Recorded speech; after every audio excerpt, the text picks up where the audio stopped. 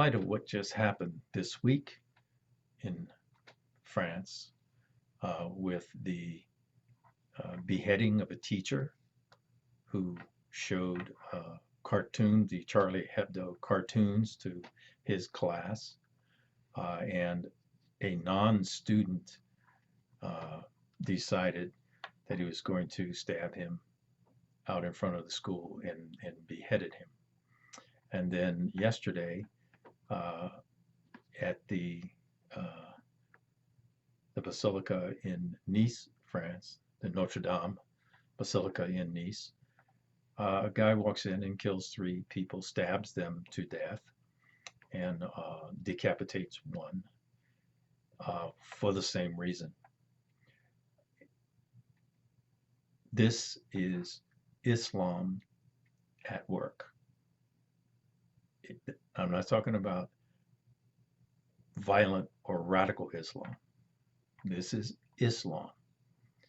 And this is what is happening. The uproar in the Islamic world is a classic example of how easily it is for that stupid religion to be offended. The fact that they can be offended and then want to kill people as a result is the purpose of me reposting this video that I did a while back on the same subject. So I hope you enjoy. Appreciate your comments. Subscribe and hit that bell icon. Share if you think that's appropriate. Just so we're clear, I'm not a member of any religion of the book. I'm certainly not a Muslim, but I'm a proud infidel. Let's take it from here. This channel is in your defense, and it's to arm you with thinking as well as techniques and tools to help you defend against violent threats. This is one of them. To quote Mr. Erdogan, who is the leader of a supposedly moderate ally country, Turkey, and his comments about Islam are this: there are no moderate or immoderate Muslims. There is no moderate or immoderate Islam. Islam is Islam. Now, that's important to understand, because when you talk to Muslims in the West, they tend to be apologists for a different way of looking at Islam. We're going to talk about 10 myths that are put forward to explain a moderate version of Islam. The reason this is important is because the progression of the introduction of Islam into a geographic area goes something like this. If they are in small numbers, they want to be treated specially, and they use a technique called taqiyya, which is deception. And the deception is, we've come in peace. Then, as the Muslim population increases and becomes a significant part of the population in which they have introduced themselves, they then start to demand special treatment. We see that happening in Europe in spades. Then, at some point, the population of Muslims becomes the majority, and then the conversation is convert or die. Time to wake up. Another important thing to remember is that of all the Muslims in the world, approximately 15% practice Islam as directed by Muhammad. The other 85% are irrelevant. Remember that.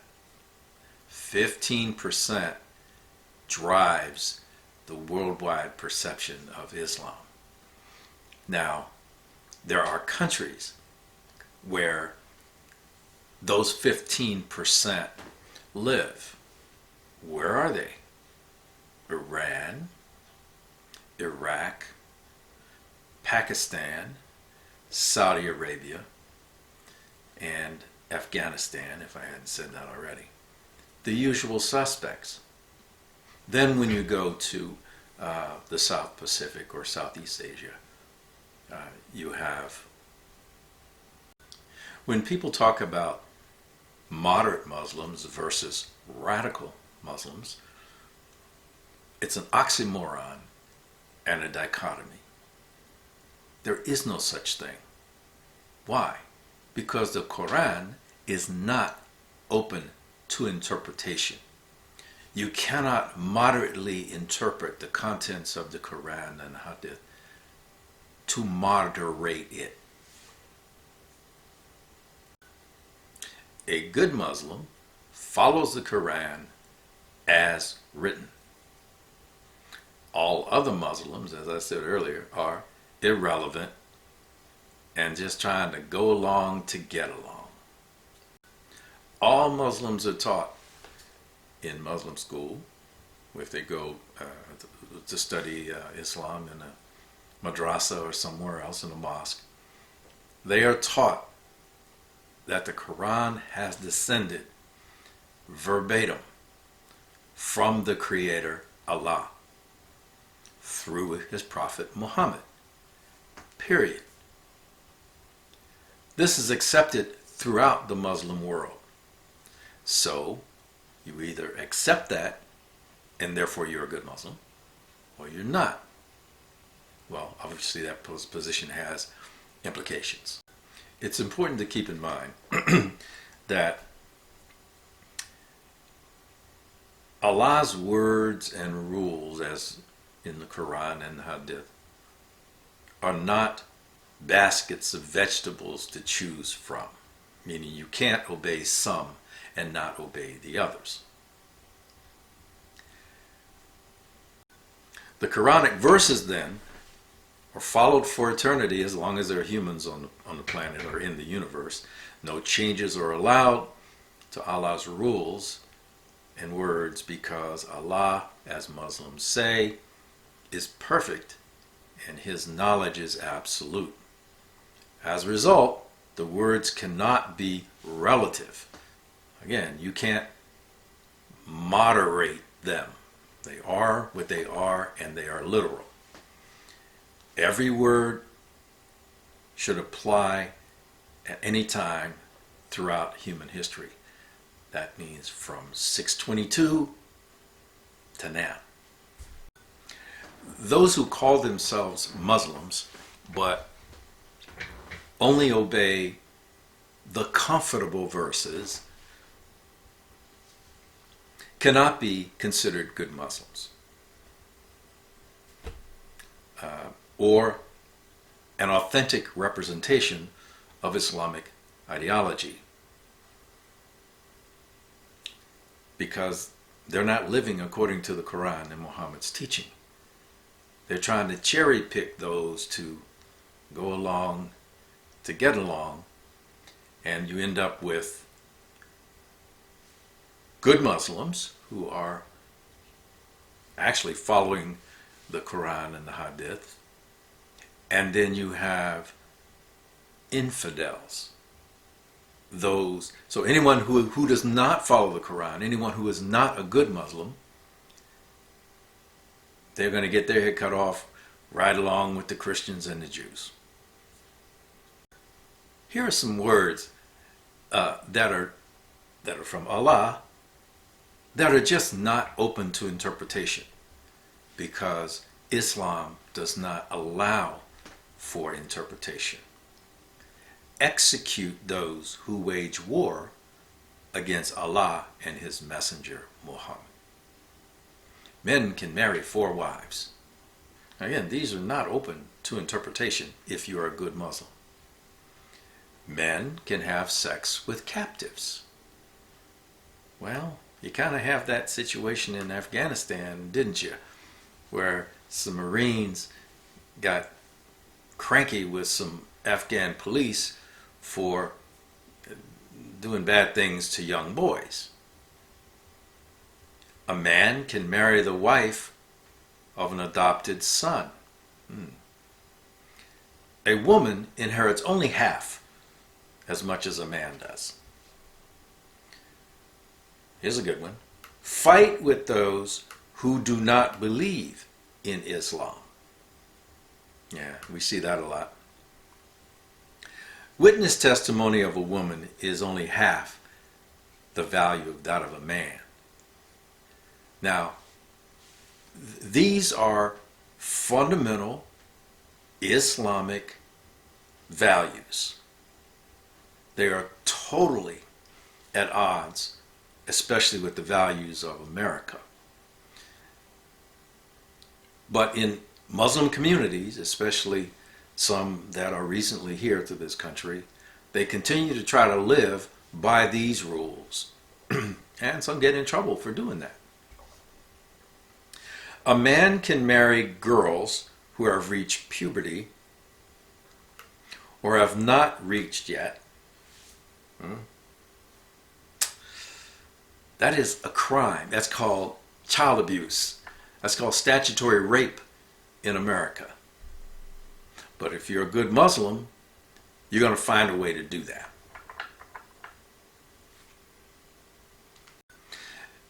Now, it's also important to understand that unlike Christianity and Judaism and some other religions, Islam is a geopolitical engine. Its goal is to rule the world and spread by force, if necessary, the spread of Islam. That's its goal. That's its stated goal. It is not intended to peacefully coexist.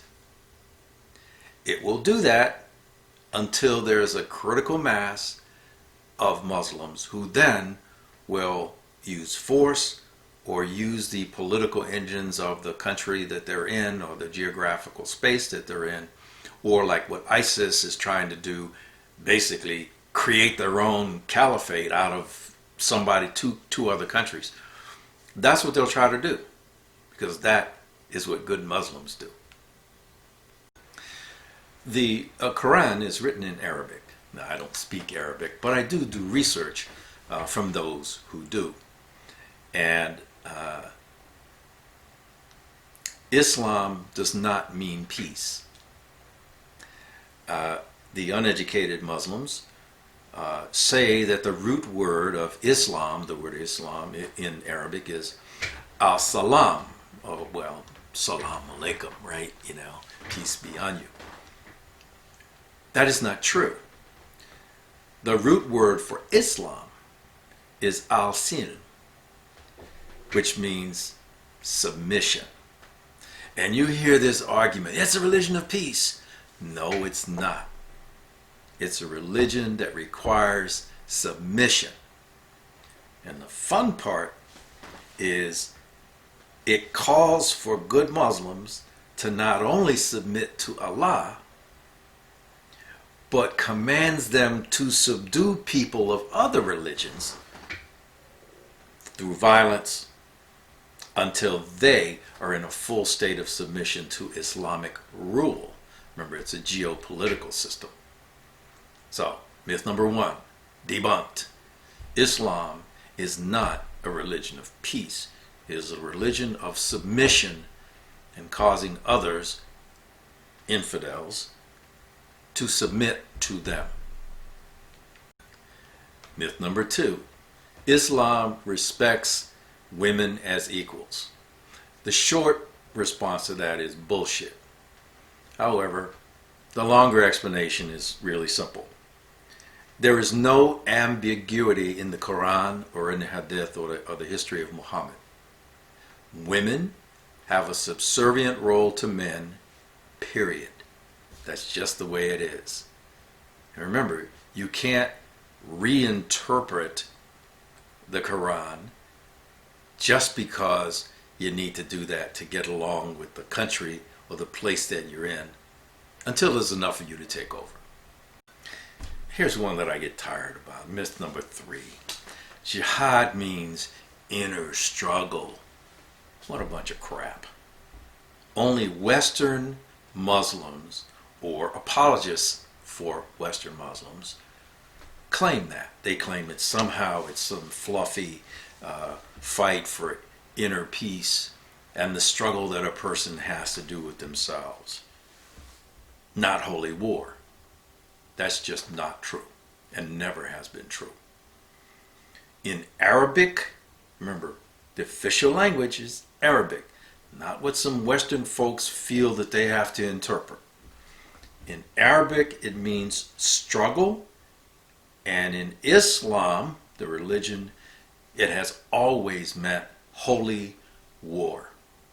Not some intellectual war, but sword, gun, bomb, war. That's what it means. That's what it's always meant. Now, just to prove a point,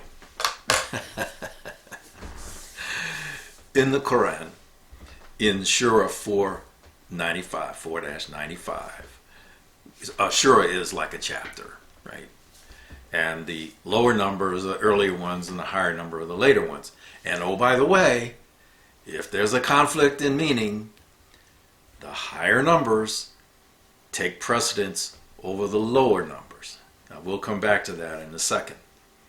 But the fact is, in the Quran, in 4:95, it says, the disabled and the elderly are excluded from jihad. Now, if it was an inner struggle, why would that matter? Come on. Come on. Okay, you might hear from Islamic apologists that there are two meanings to jihad.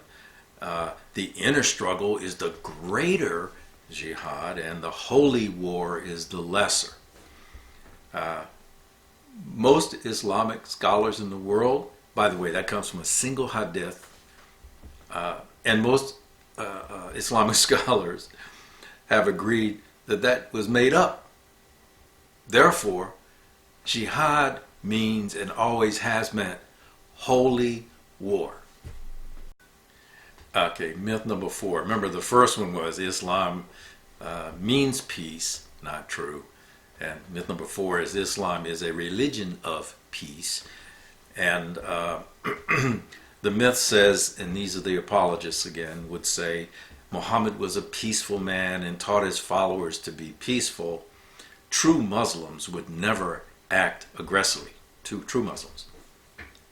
The fact is that there is no argument on who the true Muslim is according to the Quran. The Quran is very clear and distinguishes who the true Muslim is, right? Versus the pretender, or in this case, a not good Muslim, or a Western Muslim, or folks that some like to call the moderate Muslim. In Surah 9, remember that's chapter 9, and 9 is higher than any other number, right? So the most recent interpretation in the Quran says the true believer strives and fights with their wealth and their person, while the hypocrites sit at home. Those Muslims who don't do that, refusing to join the jihad against unbelievers in foreign lands. So if you're not prepared to use yourself and your wealth and your tools and your weapons to go to another land and fight infidels, non-believers, you are not a true Muslim. Now remember, the sequence in the Quran and Hadith is linear. That means this follows this, follows this, follows this. In the last 10 years of Muhammad's life, he had 65 wars against Muslims, other Muslims. When he died, it was kind of crazy. And that's why you have Shiites and Sunnis, by the way. They're still fighting each other. So to say that good Muslims don't fight Muslims, don't kill Muslims, is just, it's nuts. Of course they do. Because one sect is not a true believer. So therefore, by the way, they're not considered innocent. Only Muslims of your flavor are considered innocent. Now, this is something that we need to keep in mind. There is not another religion on the planet,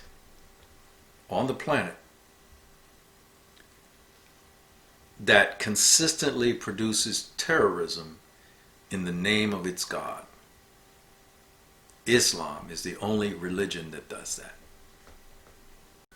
So when it comes to violence in the name of Islam, those Muslims who like to be perceived as moderate Muslims, or those who we would like to consider as moderate Muslims, they have a lot to ignore.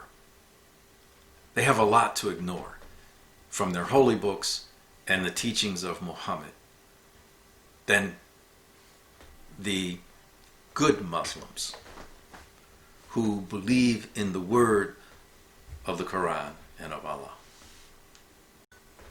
Next myth is that Islam is tolerant of other religions. The myth is that religious minorities flourished under Islam. Basically, you have your religion, I have mine. The fact is that if you were not a Muslim, not a good Muslim or a true Muslim, but you were of a religion of the book, meaning you were a Jew or you were a Christian, and you didn't want to convert to Islam, you had a choice. Actually, you did have a choice. You could convert, or you could keep your religion, but then the Muslim rulers, they wouldn't allow you to build your churches or your places of worship, and you had to pay a tax, which is protection money, so they wouldn't kill you. And in some cases, you had to be publicly identified. The way you cut your hair, you could only wear certain clothes, you could only wear certain colors, but you had to be visibly identified so that people knew you were not a Muslim, but you were the equivalent of a religious philosophical slave. We didn't see that again until the Nazis and the stars that the Jews had to wear. That's how tolerant Islam is to other religions. Here's a good myth, right? Islam is opposed to slavery. Short answer, bullshit. They were the poster child and creator of slavery. I mean, that was their thing. You know, they conquered countries and they enslaved the people. And what was really crappy is when the Arabs moved down into northern Africa, and they were pagan, black Africans, right? Not the Egyptian.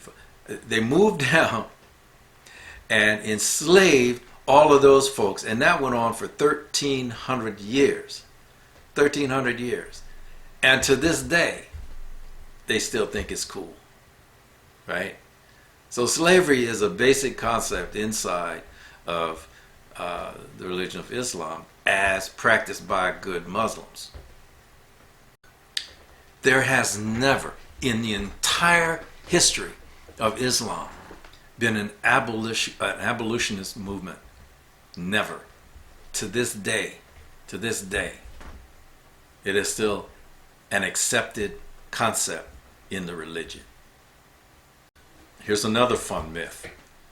Islam is incompatible with terrorism. It's completely incompatible with acts of terrorism. It is against Islam to kill innocent people. They actually said that with a straight face. I mean, here's the trick and the truth, you know. It does say you don't kill innocent people.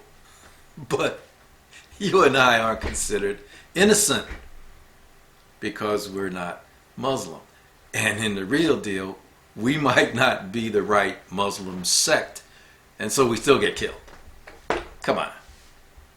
So for the official definition of innocent, right? Anyone who rejects Islam by refusing to convert is not considered to be innocent according to Islamic teaching. So if you're some other religion or no religion, you're screwed. And the worst category, the absolute worst category, Muhammad classified, rhino, Republican in name only, right, kind of thing. Muhammad invented that one. He invented that because he considers a hypocrite a Muslim in name only. So if you carry the title Muslim, you want to label yourself a Muslim, and you do not follow literally the Quran and Hadith, you are the worst of the worst according to Muhammad, and you should be put to death by the most horrendous way possible because you're a Muslim in name only. You're giving the brand a bad name. Now, where does all this come from? It's in Surah 9-29. Remember, higher number is the most current. And in 929, Muhammad says that unbelievers should be fought until they convert to Islam or accept the state of subjugation under Islam, or you just kill them off. 929, look it up. Here's a really cool myth. Islam is a democracy. What? Yeah, the myth is that it's totally compatible with democratic principles. The religion itself is a democracy. That one made my head spin around. Just look at Iran. Just look at Iran. Look at Saudi Arabia. And then tell me that Islam supports democracy.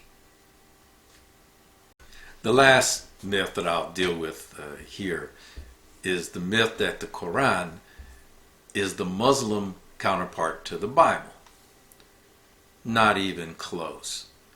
The Quran is one of three documents. It's the Quran, the Hadith, and the Sirah.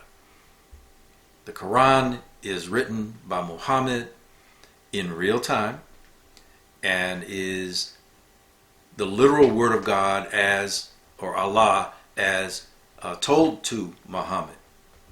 The Hadith are stories and anecdotes about Muhammad's life. And the Sirah is an attempt at a biography, if you will, of Muhammad.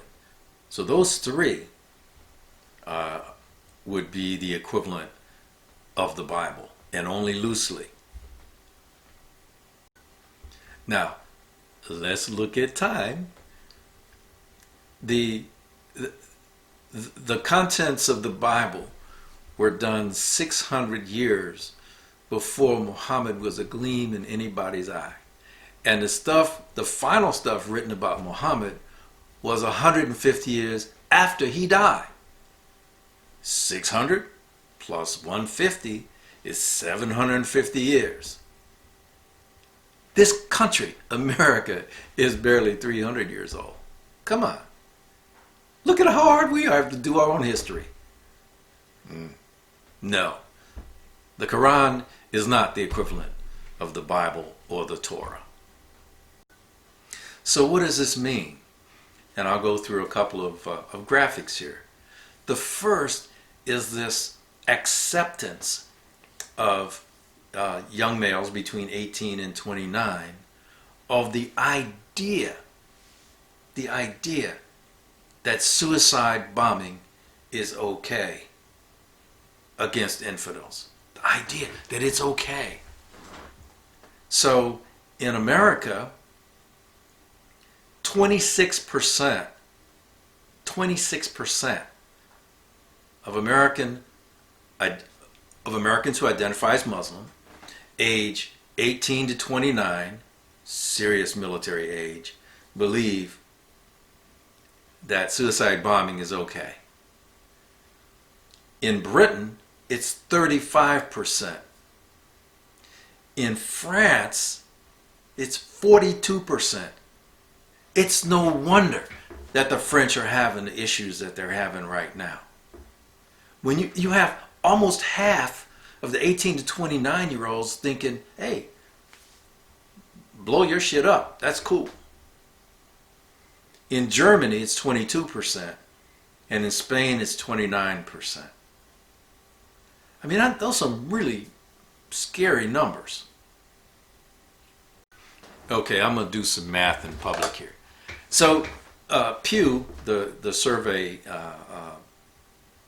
company, research company, surveyed Muslims, and they come up globally and came up with some interesting numbers. One, there's about 1.6 billion Muslims on the planet at the time of this survey. 1.6 billion. Now, if you take a look at the graphic,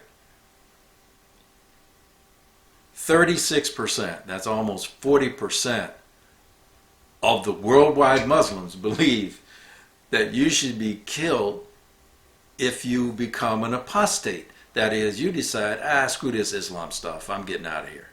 I'm going to go be a Buddhist. 40% say you should be put to death because of that.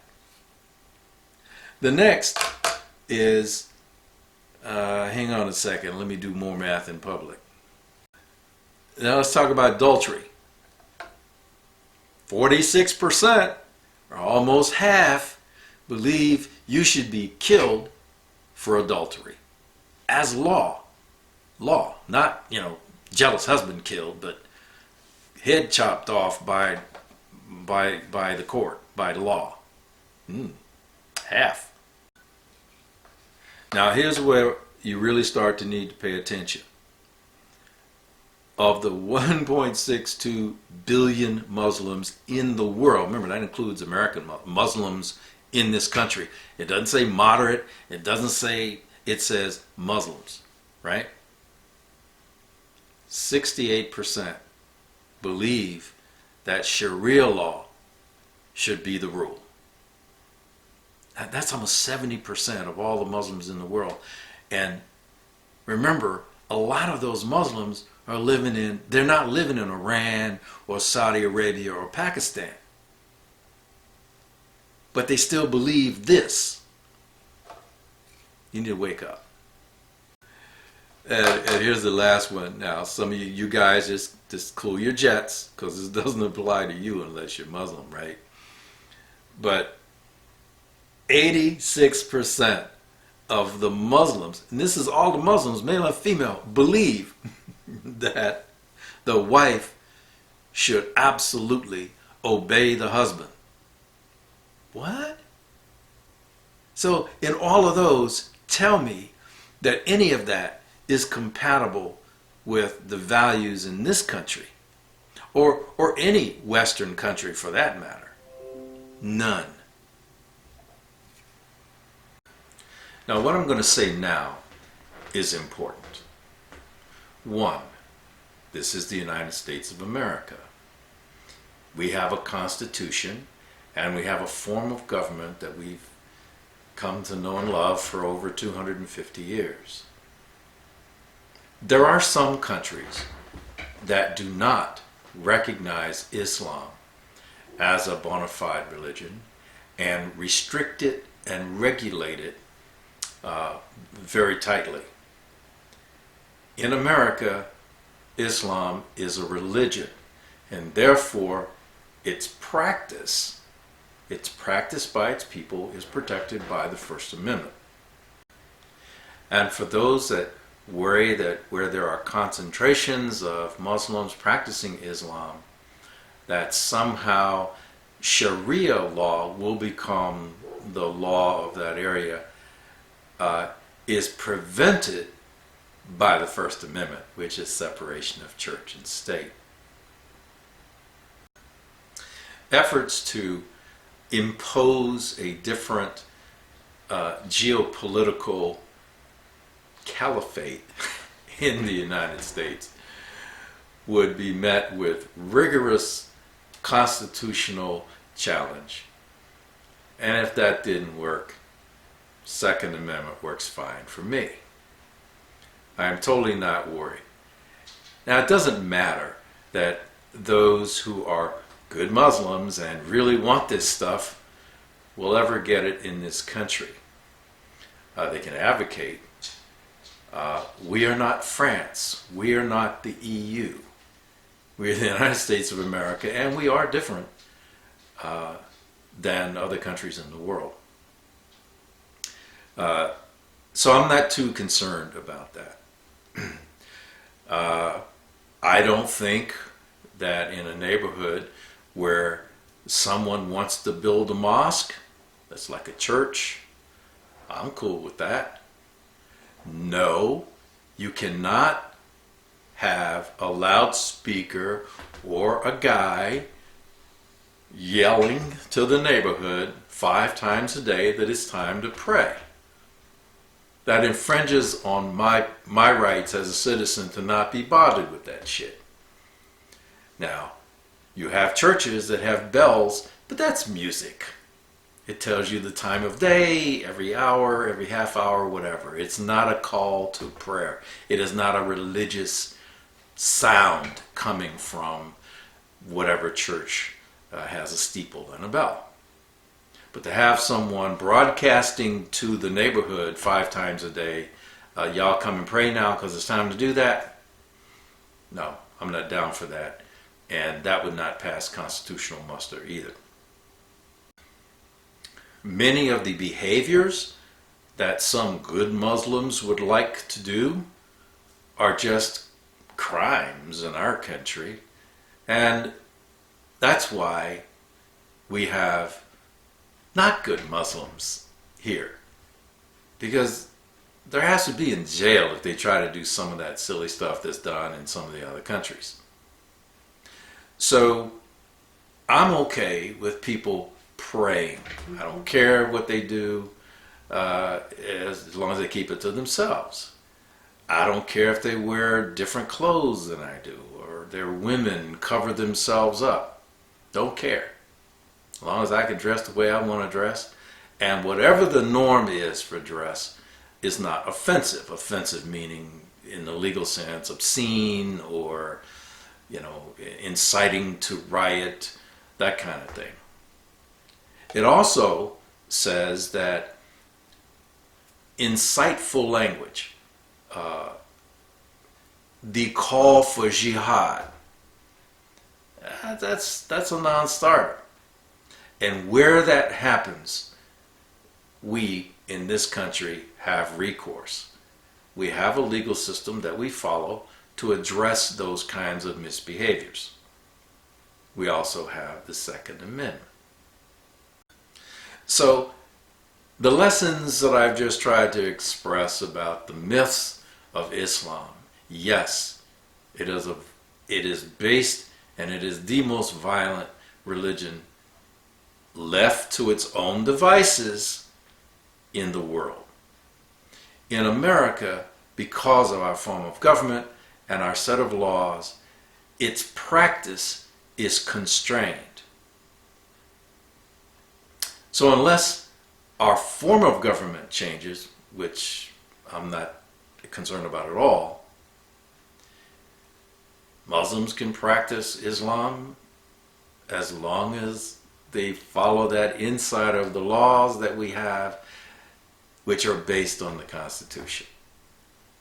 So, thanks for watching. Carry on.